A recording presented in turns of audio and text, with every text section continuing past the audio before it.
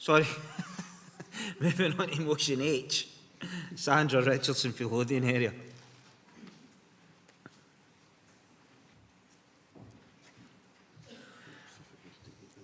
Good afternoon, everyone. I hope you're still awake.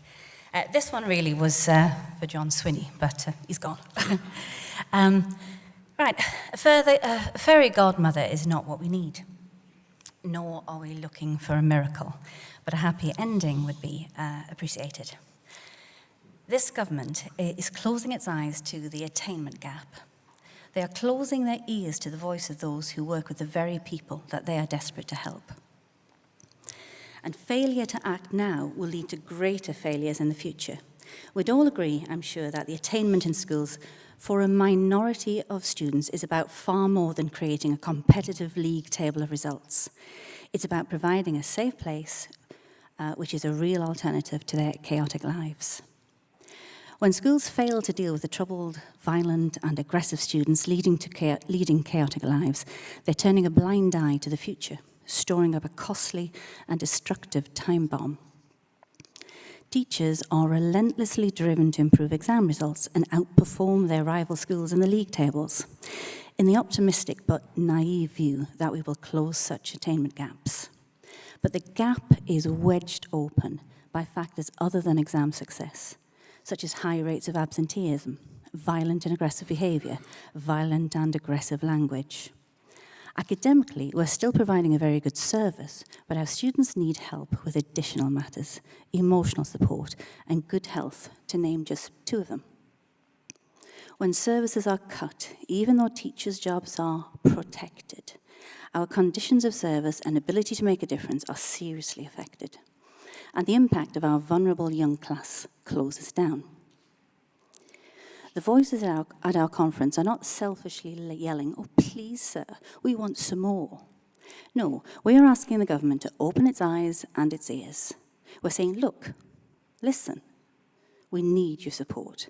Our communities need support, and our students need your support. As teachers, we cannot ignore the troubled minority in our schools, and neither can the government. We have to amplify the voice of these minorities in order for you to hear them. The right support for the troubled few who are not attending school or who are continuing to reject school can bring about massive benefits to the majority. This is about more than PEF.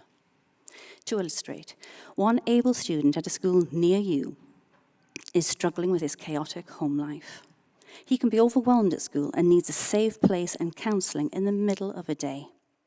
Few teachers in a classroom working on the curriculum can meet his very particular needs when crisis point is reached. Sufficient support staff need to be available to parent, guide, counsel, and coach that student into stepping back into the school day at the earliest opportunity. We can justify this additional support in our schools because A, all students feel protected by the strong, fair, and just delivery of their education. B, all teachers feel protected by fair and just ancillary support for the school. And C, the community becomes a safer, more constructive place in which to work and live. Consequently, teachers will opt out of the profession and more will opt back in. Communities become proud of their local school achievement and attainment figures genuinely improve. Meeting with violent and erratic behaviour on a daily basis is destructive. We see its dreadful impact on a number of our young people. We are subjecting our teaching staff and young people to it on a daily basis by not resolving it in schools. When young people see their elders and protectors being treated very badly, they in turn feel more vulnerable, unsafe. When we get it right for every teacher, we're getting it right for every child. The solution? Well, the PEF, of course. That's what it's there. Thank you very much for the PEF. But come on, that means of supplementing school support services has only been offered as an act of desperation. Psychological services have become more and more difficult to access.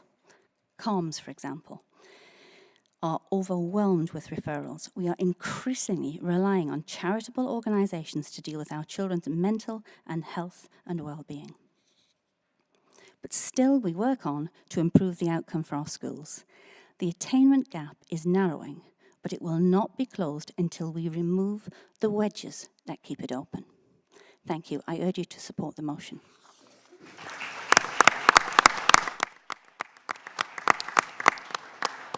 Do we have a seconder for that motion? Stuart, you want to contribute, Alison? I'm afraid I'm going to have to say no.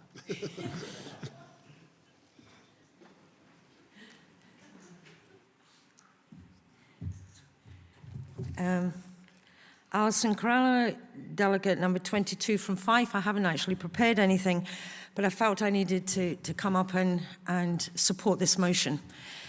Our kids in the school, they're not safe. Last week, I had a young girl who was sexually harassed with language, with fingers doing certain things. She was embarrassed, she was crying, and I had to speak to her at the end of the day. I've gone round to schools where there are Nazi symbols been put onto the walls.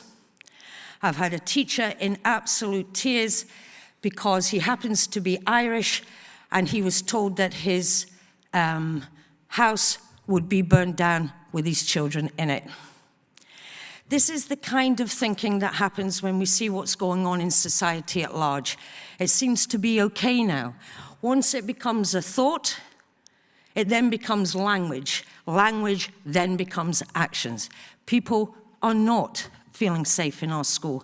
And we've really got to tackle this because it's more than sending people out with 5 N5s or 5 hires.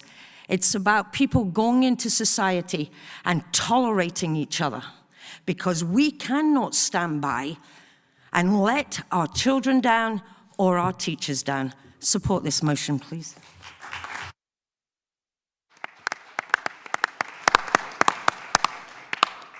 Any other contributions for the floor? No? We move to the vote then. All those in favour? Against? Abstain? Votes carried unanimously.